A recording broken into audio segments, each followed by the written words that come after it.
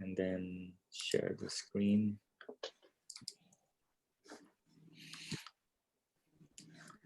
Yeah, I think many things that were dealt with in this paper, technique-wise, topic-wise, is something that we've been going on and on and on over. So maybe it's easier to digest this paper this way because we're familiar with the topic.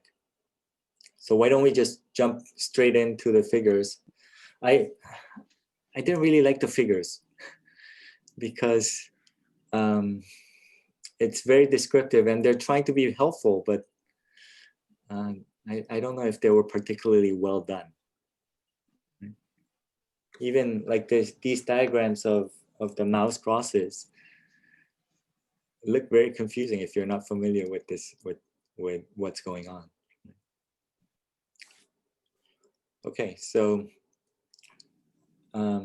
would someone like to go over figure 1? I forgot to claim it, but I prepared notes for it. So sorry. Okay. Yeah. Okay. That was my bad. Yeah. If someone else wants to go though, feel free. No, it's all yours, Amanda. Okay. Sorry, give me 1 second. That people are not even reading figure 1 because they assume it's yours.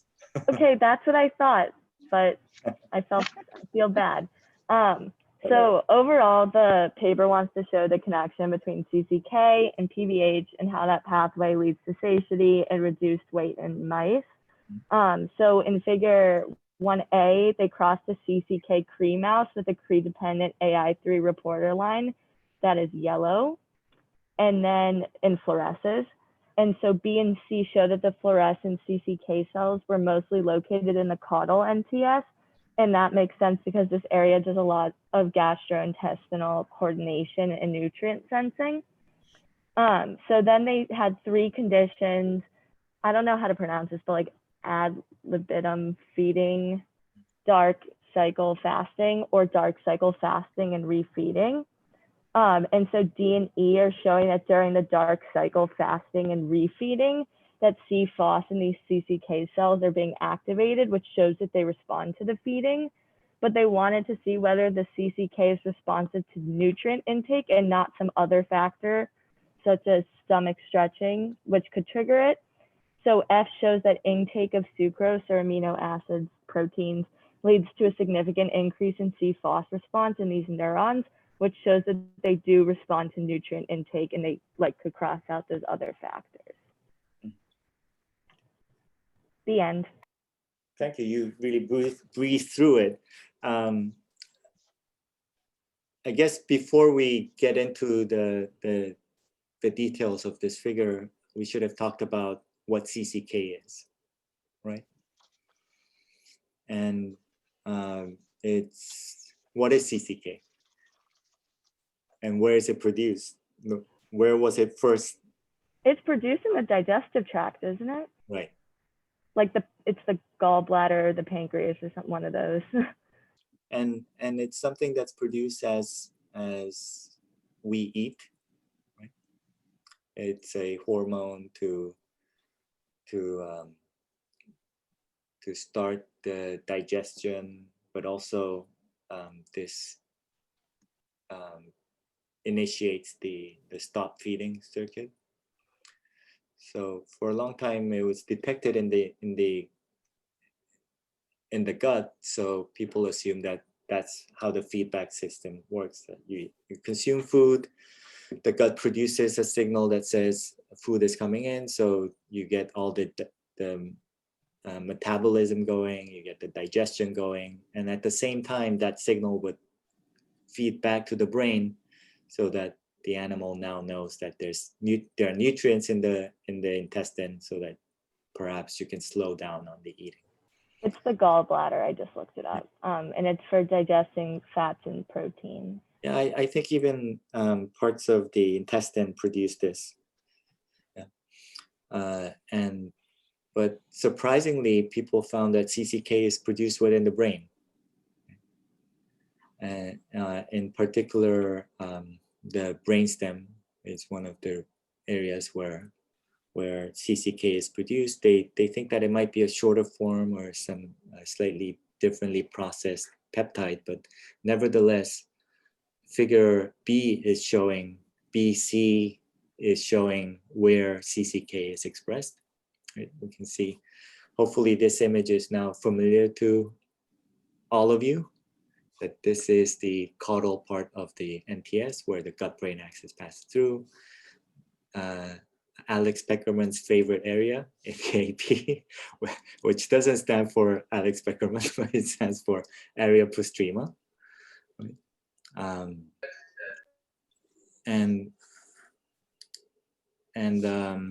So it just shows, this image probably has been shown for many years that there is CCK expression in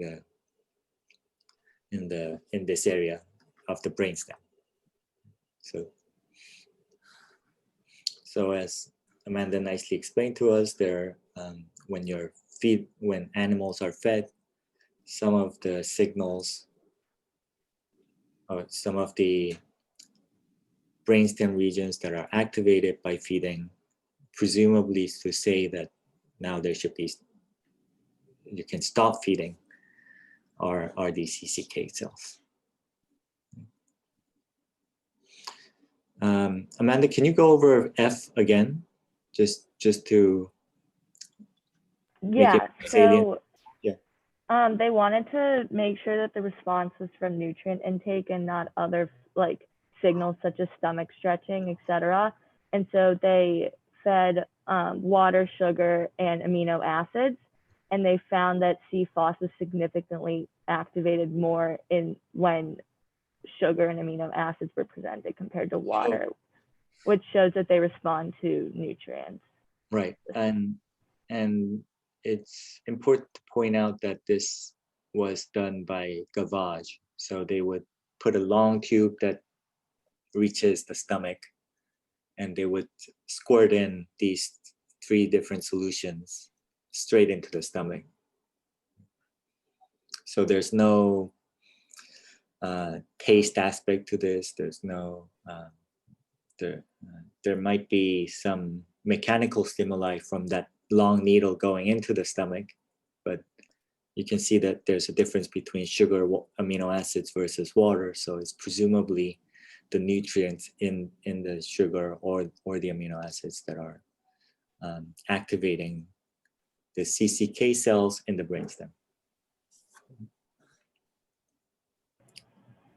So any questions with this figure? I have a question. Yeah. And figure D and E, it shows and they are lipid, and the C4 letter is higher than the first feeding station. Why the lip feeding is more higher than the first feeding time?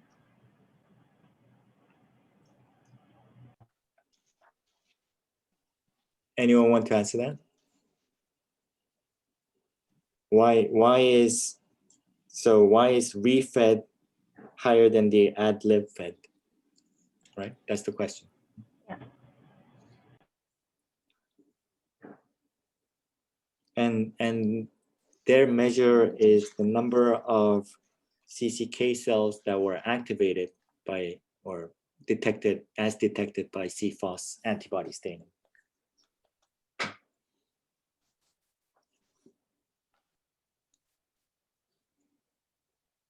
Any ideas? I have a question. Do the refed mice were those like fasted? That's different. Okay, Yes. now that makes sense. Yeah. What makes sense? Why would it make sense? Explain to us.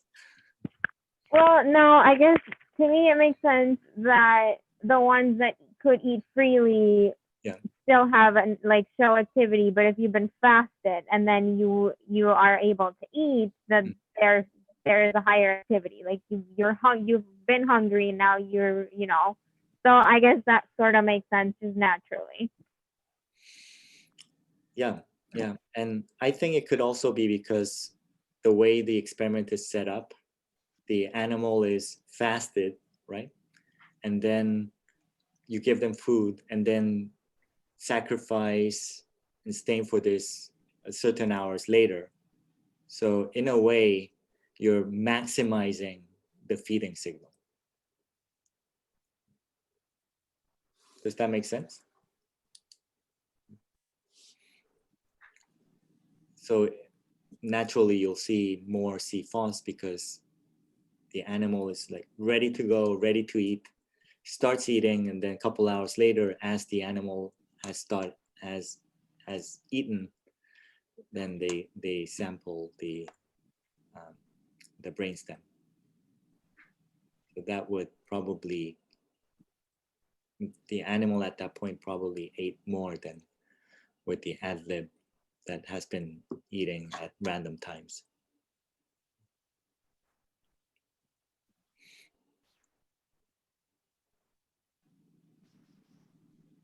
Any other questions or comments?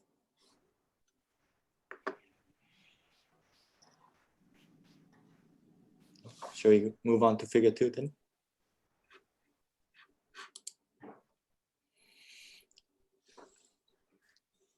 All right, so what happens in figure 2?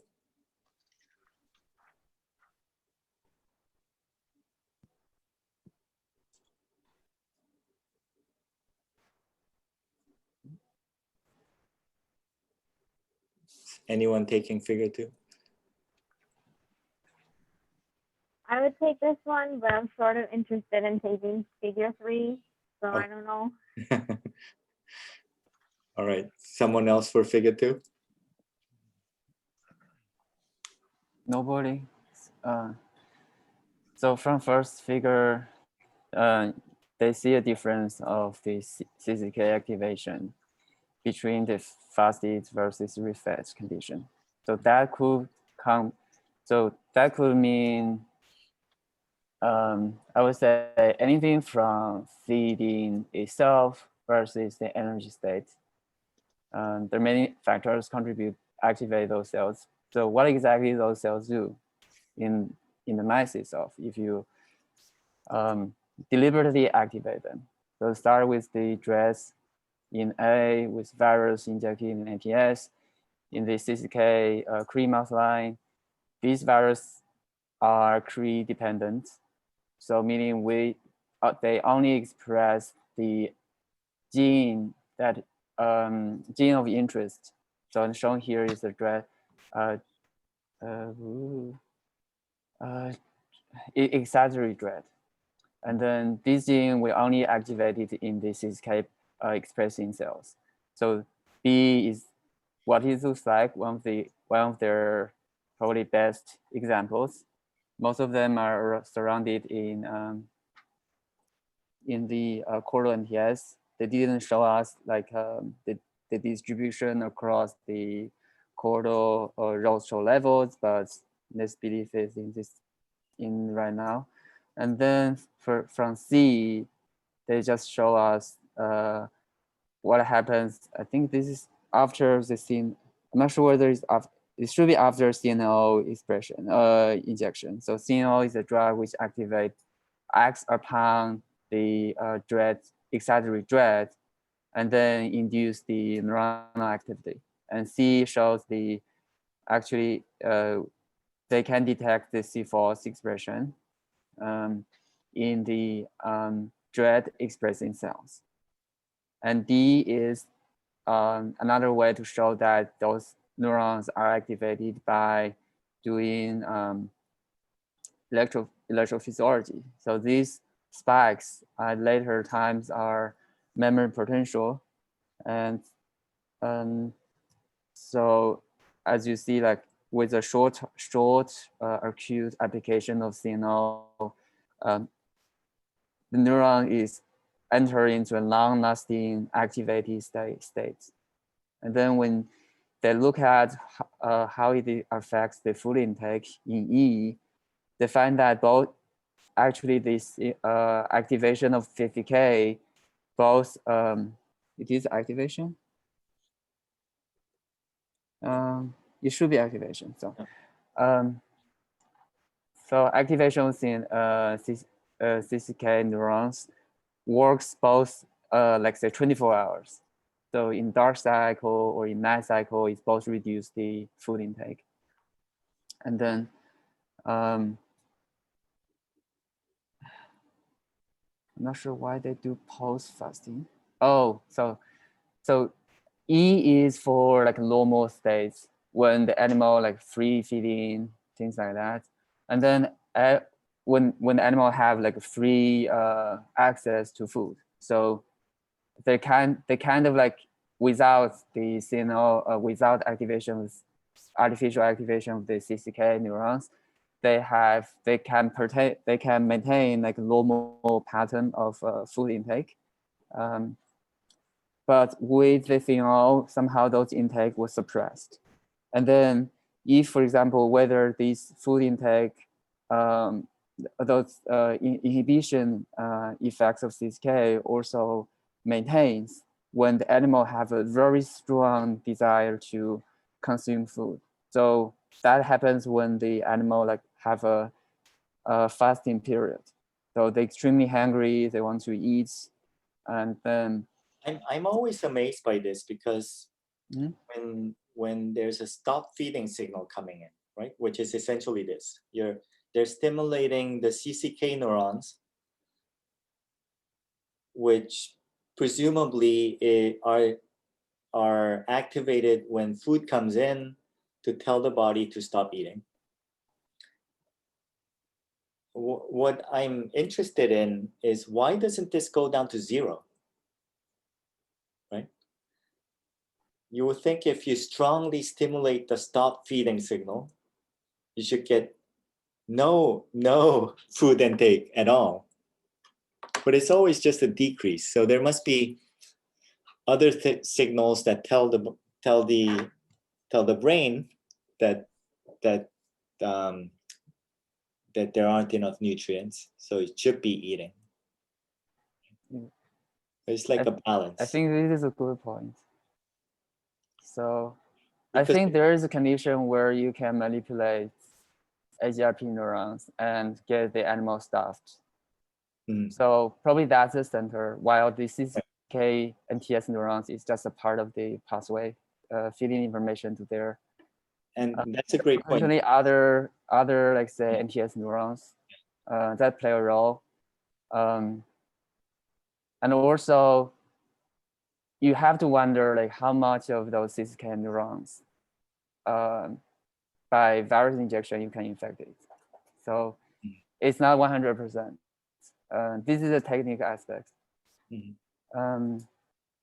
So for F, when the animal, so still when the animal is very hungry, the signal also can work. It's kind of like overdrive the hunger drive. So it can like say override it, the inhibition from the CCK neurons.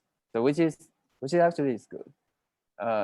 It's like very strong. It's a piece of very strong evidence to show that the CCK and TS neurons are not passively not just like passively passing by the information. It can only have, it also have a gating role in food intake.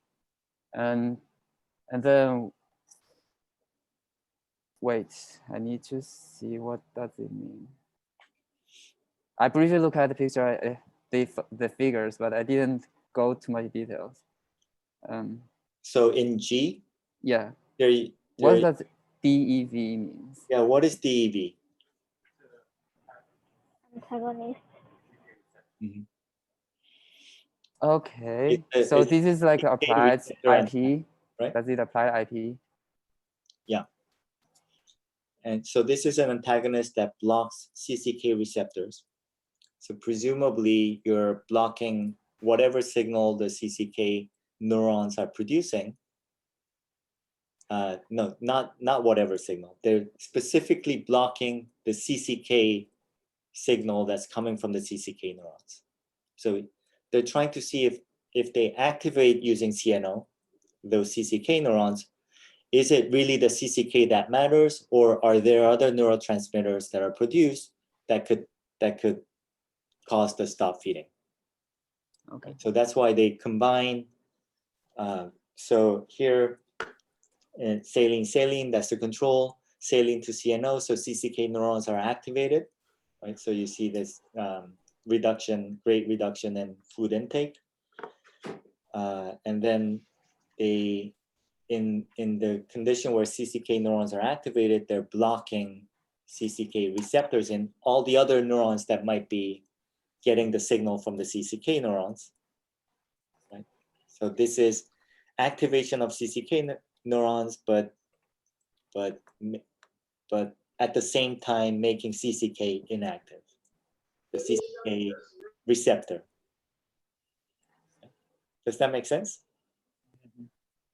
So presumably this difference between the blue, the saline, and the DEV-CNO, there's still a reduction in the food intake. So this would suggest that the CCK neurons, when they get activated, are producing not just CCK as the stop feeding signal, but there must be something else.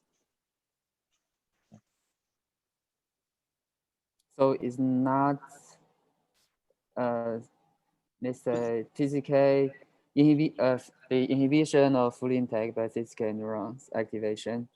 It's not mainly due to the CCK peptides itself. Is that what it shows? It's not solely dependent on CCK. CCK probably plays a role, but there might be other molecules that are produced by CCK neurons, other neurotransmitters that are produced by CCK neurons that would make... How many other like CCK receptors there are? CCK receptors? Yeah. I don't know how many there are. Because DEV in their test is mainly acts on the CCK8 receptors. So naively, there should be other. Anyway, Well, this is not really. I would think that this is going through, I don't know, like GLP. Maybe it's producing GLPs, and that signal is working as a neurotransmitter that stops feeding also. So there could be other known and unknown molecules that are produced by CCK neurons that affect stop feeding or reduce feeding. You saw any report about the GLP-1 expression in the CCK neurons? I don't know how much overlap there is. Typically, they're thought to be quite separate. But I brought up GLP mostly just as an example, because I can't think of any other neurotransmitters. Okay. I guess there are like serotonin and serotonergic neurons that get signals from this, and other things that have been found. But I don't know how the population relates to each other. Okay. And also if we assume that the DEV actually have a efficiency in the CNO treated animal versus in saline treated animal. Like if you block the let's say inhibition, won't you increase the food intake? So that's like say G is probably, you know, it's a good try. With those pharmacological tools, it's always tricky to pinpoint to exact factor that plays in the either in the behavior. It's true, but I think it's important to show that it's not just CCK that's doing this. Okay. I would have expected that it's not just CCK doing this. But why if you block the CCK signaling, there is no increase of food intake? Because they're saying that there's a slight increase. Oh, yeah. DEV saline. Why there's no increase in this group? Oh, from here to here. Yeah. Uh, I think there are more biological mechanisms in work here because the animal can eat only so much. Yeah, exactly. If you are telling me that there are many other mechanisms, while this between two, you can tell me this mechanism works, while in between bar 1 and 4, this mechanism doesn't work, then that's not a really convincing one.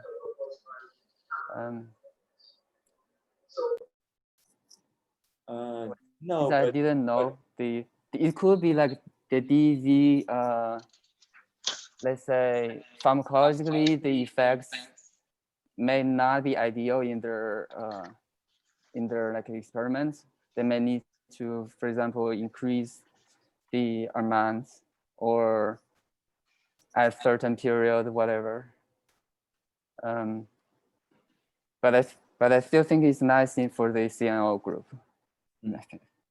No, but also I think it's good that they show the 4 hours versus the 24 hours, because if you look at 24 hours, then you might conclude differently, right? Because from here you would think, oh, when you remove CCK, or when you remove CCK neurons have no effect.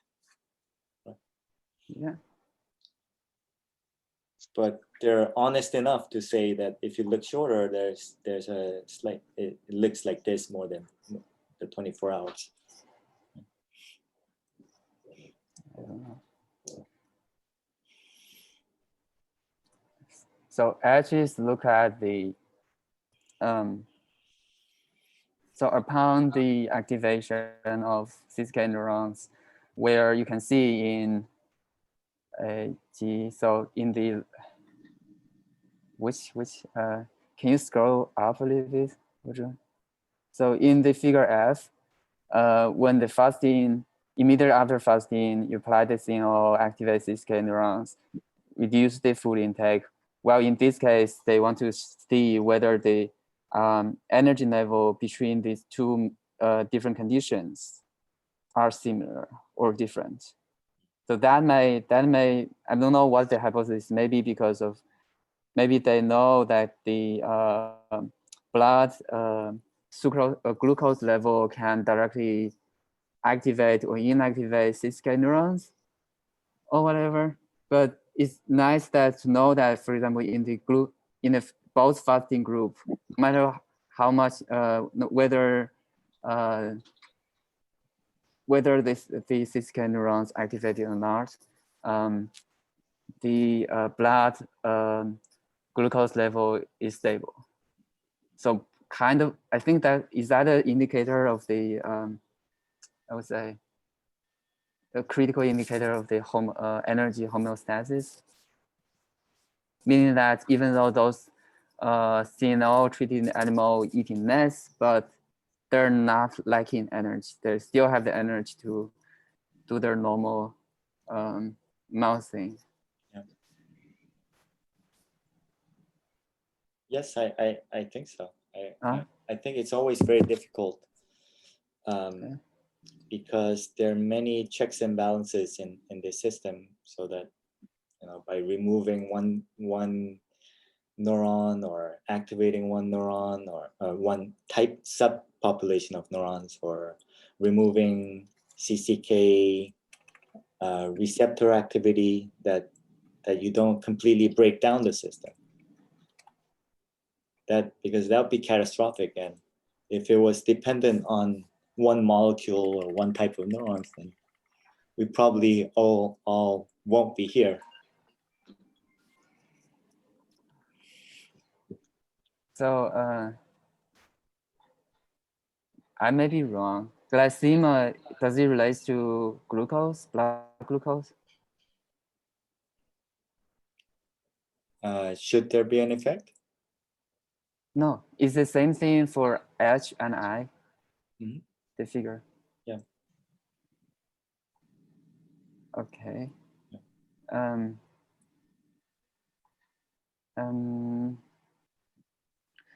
Then let's skip to J. So the final figure just show the long-term effects because they show the 4 hours and 24 hours difference. Yeah. And then, so it still reduced in the 24 hours after you activated 6K neurons. And then how did they apply the CNO? Does it apply into the drinking water or just do injection each day? But anyway, they show us that this 6K activation can last really long, but it can also return back very quickly, pretty quickly, after stopping the CNO effects. All right. 2 injections per day. Oh, they did injection. Thanks. But their body weight returned amazing quick. 2 days. Yeah. But within the 2 days, they didn't eat a lot. Like their food intake doesn't still like depressed, but their bodies recover quicker. A good point. Yeah. Okay. What about water intake? Because they don't say anything about the composition of the body, just the body weight. So it might be that they just lost some liquid. Water. That's a good point also. That's a good point. Yeah.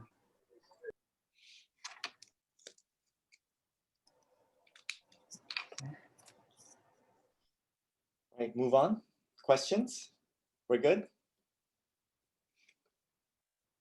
Okay. So what happens in figure 3? Nancy liked this figure. I have a few questions on it, so I figure mine as well. Okay. So for this video, the motivation was like, what is the circuitry involved in this like food intake? Like, how is this modulated? What circuit is modulating this food intake? And so what they did is that they injected a Cre-dependent anterograde virus that expresses channel rhodopsin and YFP in the NTS. And so the goal of this is to label the cells that the NTS projects to. So the cells that are injected will be labeled, the projections will be labeled.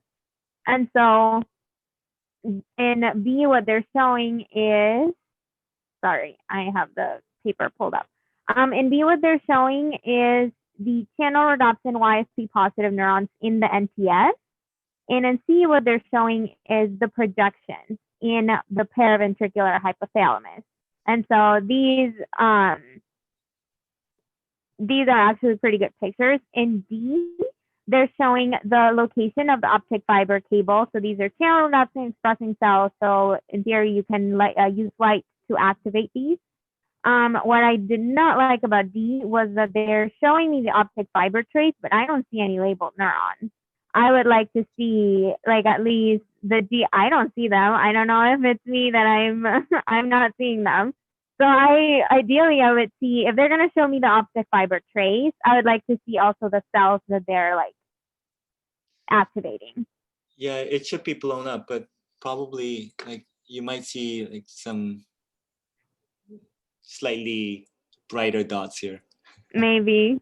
In E, what we're seeing is the activation of these cells upon blue light stimulation. And so at 10 hertz, you can see these cells are like highly modulated by light. So when a light shines, there's this is electrophysiology, ex vivo electrophysiology recordings. And so these cells fire action potentials when the light is on. So the modulation is amazing. In F, what we're looking is at these channel rhodopsin positive cells, and they've co-stained with for CFOS. And so we can see that there is double label. So these cells have CFOS activity post light stimulation. So there's co-localization of the signal. Well, that's tricky because what they should be stimulating is the fiber, Yep. the projection fibers, and CFOS is a transcription factor. So mostly you're getting nuclear label, right? So then the reason you get CFOS is because the green fibers are not activated, and then the postsynaptic neurons are the CFOS positive. I guess another question I had was also why did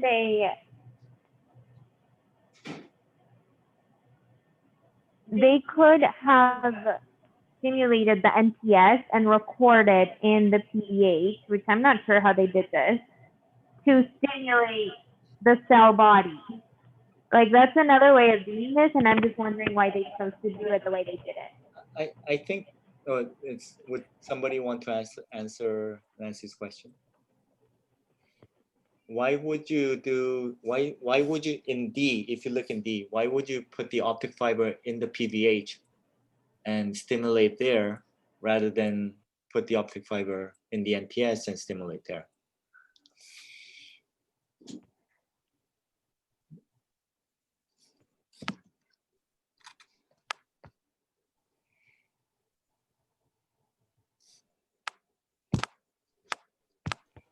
Is there any other reports on the, or they tried but failed, or I don't know, I'm just speculating. So let's just visualize in our minds what's happening here. So in D, when you shine the light in this case, right, then these neurons that are located in the NTS that project to the PVH will be stimulated, and that stimulation is activating neurons in the PVH that are not where the channel rhodopsin went in, right? So this really is the postsynaptic. And I think the advantage of doing this locally rather than stimulating the NTS could be perhaps there are projections from the NTS to the PVH, but maybe that's not important. So it could be going from the NTS to, let's say, somewhere in the cortex, and then that signal comes back down to the PVH indirectly, and you would get activation of the PVH. Right? So you wouldn't know. So this is for more direct, this is like a more direct way of looking at the PVH, so like activity rather than the NTS activity. Right. So the way that they did it would suggest that projection that comes from the NTS to the PVH is important for stimulating the PVH. And would you want to record, because if you activate the terminals, would you still see activity in the NTS? Because from what I understand in E, they're showing me they show light on the PVH and record it in the PVH. Mm-hmm. Would I still see sort of the same activity in the NTS? Yeah, probably. Right? Yeah. Okay. Yeah. So I think even if you did this and then did CFOS in the NTS, you would see CFOS staining in the NTS neurons. Okay, cool. In D, they're showing us food intake. So how much food intake pre channel rhodopsin, some pre-light stimulation, and hold on. No, they stimulated the control mice and the channel rhodopsin expressing mice. And in D, what we're seeing is that the channel rhodopsin, when you activate those channel rhodopsin cells, there's a decrease in food intake. I'm wondering how they measure this food intake. Actually, do they weigh, is this still through gastric lavage, or is this like you weigh a certain amount of food and then however much they've eaten is how much, like I don't really know how these experiments are done. Yeah, it could be either measuring the total volume or total weight of the food that they present and seeing the difference. But in that case, if the mouse is a messy eater and took the pellet and dropped it all on the cage, then it would count as having eaten that much, right? So in many cases, they have these smaller pellets that is like a 1 bite size pellet. And they would measure the amount of pellets that was taken that way, or they could even go fancier where the pellet is there's only 1 pellet at a time, so that when the mouse takes that pellet, then another one comes out, and you can measure. You could be more precise. Okay, cool. I was trying. Yeah. 8 was the one that had a question on. They measured apparently locomotor activity, and my question was: is the PVH known to be involved in locomotor activity? Like, why is this a measurement that they're making? Not specifically, but I think in general they want to show that this is not debilitating, and the animal is either not able to move, or too stressed out to move, or too sad to move, that their activity is somewhat normal. Okay. And perhaps I answers Alex's question. Although this is channelrhodopsin and it's shorter time, water intake doesn't seem to be affected that much. What do you think? Why they use light stimulation for 1 hour? For 1 hour? Yeah, even before they give them food or whatever. No, pre. Why not? Yeah, why not when they present the food while stimulate the CCK? Is because of that doesn't work? Maybe there will be a lag or something like here.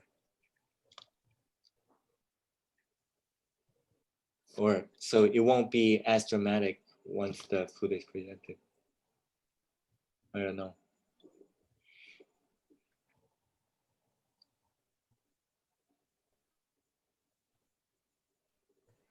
Because normally they did the dread, and the dread, I think the dread was, even though they thin oil injected before they have access to food, the effects of thin oil last longer.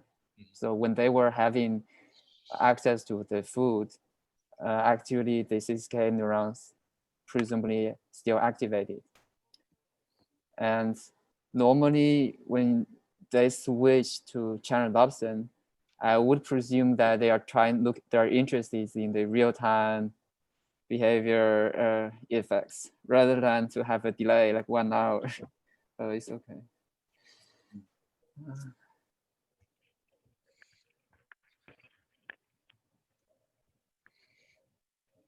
Yeah.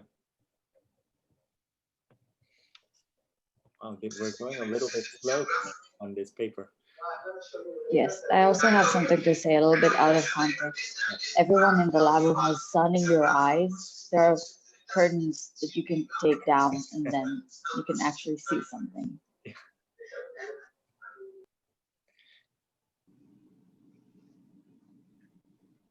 Yes. I think I was at J or K. Sorry? Was I at J and K? Yes. So in J and K, we're looking at channelrhodopsin positive cells and control upon light stimulation. So before light stimulation, we can see that the animals treated with saline have a high food intake. Upon light stimulation, mice treated with saline have a decrease in food intake. The channelrhodopsin positive ones have a decreased food intake, but if you apply devastapine, whatever that drug is called, you see that the food intake increases, and that's because you are blocking those CCK receptors, and so you should be able, that's like the expected, what you should expect. And then in the control mice, this does not change regardless of like what you add, because these are like control mice. In L, this is a kind of an awesome experiment. They deprived the animals of food, and then they offered them salad pellets and you can see that upon light simulation, there is still a decrease, like the food pellet intake is not as high, which I thought that was kind of awesome, that you're offering a pleasant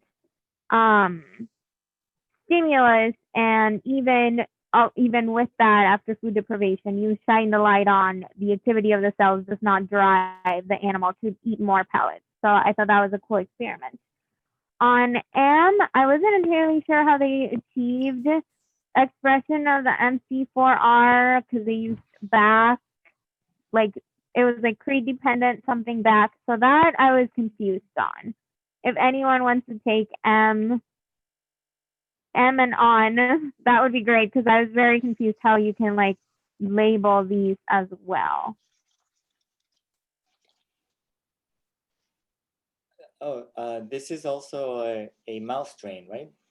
MC4R Yeah. GFP. Yeah. Or you want to have a go? Oh, I think so. It's M, right? Yeah. Wait, I'm trying to. So MC4R in the PVH are thought to be the appetite controlling neurons. So PVH does a lot of different things, one of which is appetite or feeding control. So, and a good marker for that is MC4R in this region. So they wanted to see if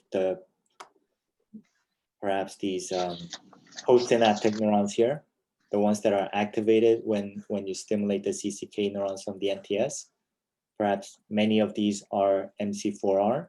So I guess if they had done a better job, they could have done this experiment with a third color to stain for the CFOS, right? Let's say a far red CFOS, but they didn't do that. But what they do show is that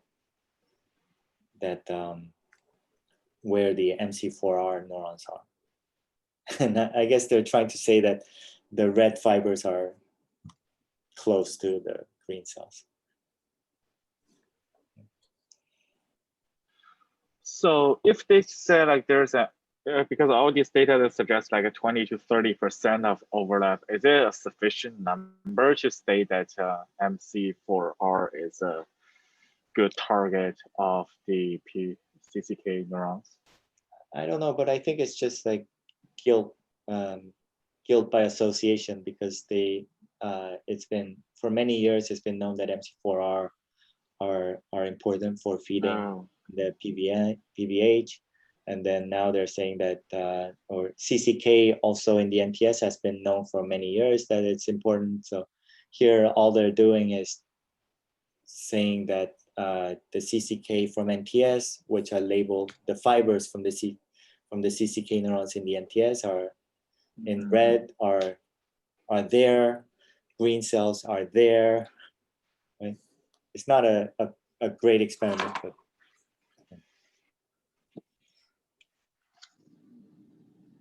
Do you notice that they have like following up studies? Yeah. Do you know they have any following up studies? After this? Yeah. I'm sure, because so the first author, D'Agostino, I think he's trying to do some like nausea kind of projects in the CCK in the brainstem. And Laura Heisler, the corresponding author on this paper, she's made her career out of finding different subsets of neurons in the NTS. So that's her work. So I don't know if this was the last of the D'Agostino Heisler papers, but there are many papers since that show similar things. I think this came at a time when it was good timing, because they did DREAD and channelrhodopsin at relatively early days, which is why they still show these control experiments, like doing electrophysiology to measure activity. But I think even if it hadn't been directly shown by optogenetics and chemogenetics, many of this information had been known, that there was projection from the NTS to the PBH.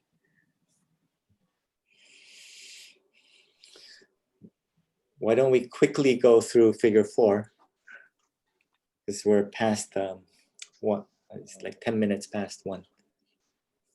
Figure 4 is testing if there is a aversive or positive valence for this stimuli. So in panel A, it is just the experimental setup. They have 2 sides, one with photostimulation, one without. And they have 2 groups of mice. One is control, one is channelopsin expressing mice. So you can see they're just designing a maze to see if there's a preference on of the photostimulation or like a negative reaction to it. In the well-fed mice, they didn't find any differences. So on panel B left side, there's no significant differences among these parts. On the right side, however, they found that food-deprived mice with channelopsin expression actually prefer to be photostimulated.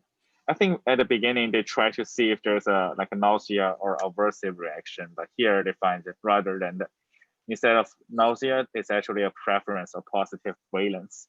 So panel C is the same thing. We can see that the just food deprived mice spend much more time on the right side with the photostimulation. So they did another test similar to that. They designed a T maze. So there are 3 ends, and one of them has the photostimulation. And they also tested the 2 group of mice, and they find that the channelopsin mice are definitely prefer the photostimulation arm. So overall, they just conclude that this also triggers positive valence. Pretty much, yeah. So what do people think of this paper? I mean this figure. Well, First of all, I think it's very interesting. Mm-hmm. Unexpected.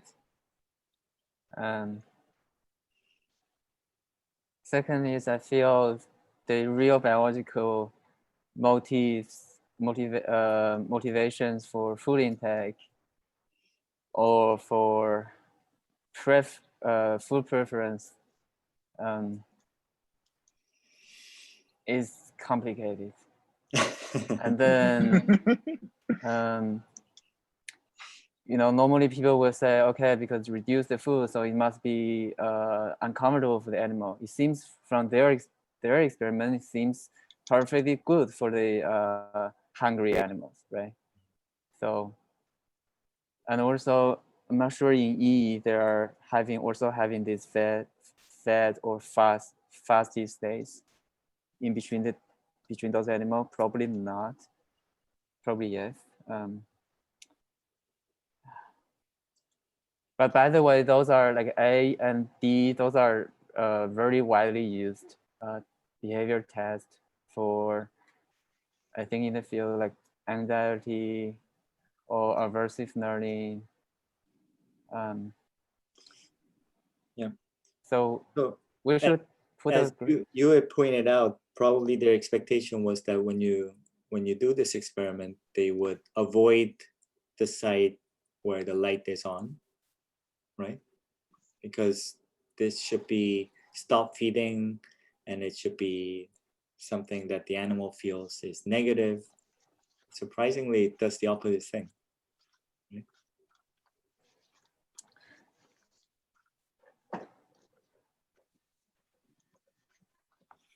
Which is fun. I'm trying to look up paper where I forgot what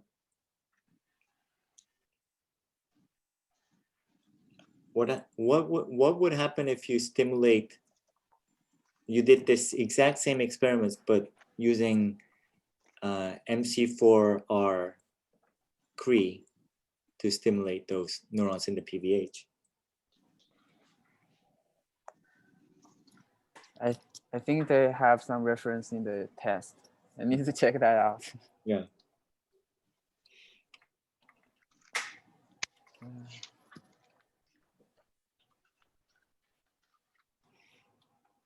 Right, so, but why would this be a positive valence? And they don't even talk about it actually. In their paper, they just say state it as matter of fact, and don't even discuss it.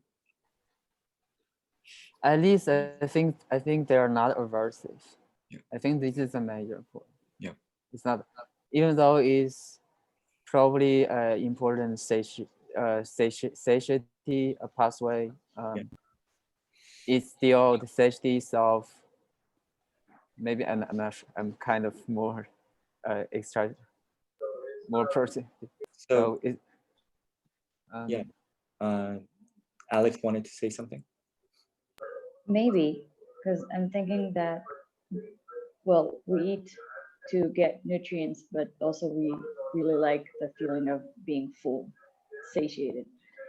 Maybe an interesting question would be if the mice prefer the satiated state or the transformation between the two states.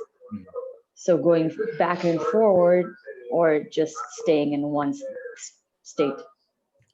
I think this is an interesting thought, and perhaps what we could do for next week, next Friday, is rather than having like regular journal club based on one paper, maybe each one of us could find a paper or a figure that might explain why PVH stimulation is attractive or is positive.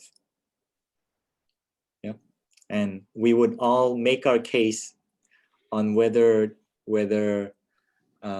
why this might happen, or whether maybe they did something wrong and they're seeing something that contradicts another paper, right? Make it into a debate. So for and against. Okay, so that's good. Then maybe we'll see over the next week how we divide up, right? If they're fors and against, and I won't assign a paper. We will all. I don't know what the best format is though. Maybe we can just discuss a little bit on through Slack, right? And maybe post papers that you might be basing your stance on, right? But why don't we make next week about why PVH photostimulation, what might explain this figure, for or against? Yeah.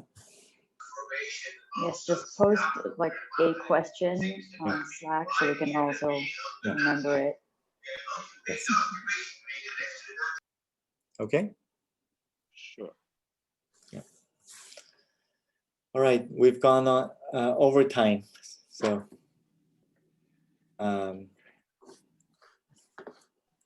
thank you to everyone. Have a nice weekend. Thank you. Thank Have you. a nice weekend. Bye. Bye.